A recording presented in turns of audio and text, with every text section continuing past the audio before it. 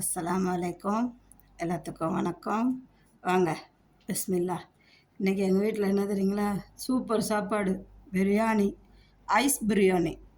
சும்மா செம்மையாக இருக்கும். வாங்க, பார்த்தீங்களா, ஐஸ் பிரியாணி, பழைய சாதம், அதுக்கு நேற்று வச்ச சாம்பார், நேற்று வச்ச மீன் குழம்பு.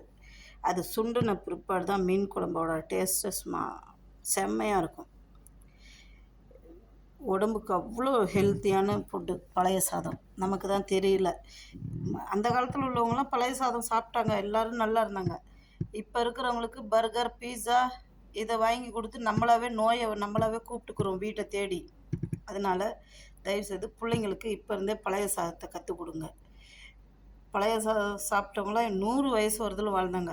இப்போ பர்கரும் பீஸாவும் தின்னுபிட்டு 30 வயசுலேயே ஹார்ட் அட்டாக் வந்துடுது, கொலஸ்ட்ரால் வந்துடுது. அந்த காலத்தில் 100 வயசு 105 வயசு வரதில் வாழ்ந்தாங்க. ஹெல்த்தியானது. தயவுசெய்து பழைய சாதத்தை பிள்ளைங்களுக்கு இப்பயே சொல்லிக் கொடுங்க. அதே மாதிரி வாரத்தில் ஒரு நாள் கேழ்வரகு கூழு பண்ணி சாப்பிடுங்க, கஞ்சி பண்ணி. அது நம்ம எலும்புக்கு வலுவு கொடுக்கும். இப்போ இருக்கிற பிள்ளைங்களுக்கெல்லாம் யாருக்குமே தெம்புன்றதே இல்லை.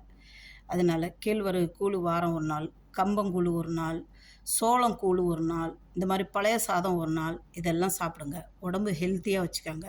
சத்தான பொருள் எல்லாம் சாப்பிடுங்க. இன்ஷா அல்லாஹ். அல்லாஹ் கேட்குறேன். கடவுள் வணக்கம்.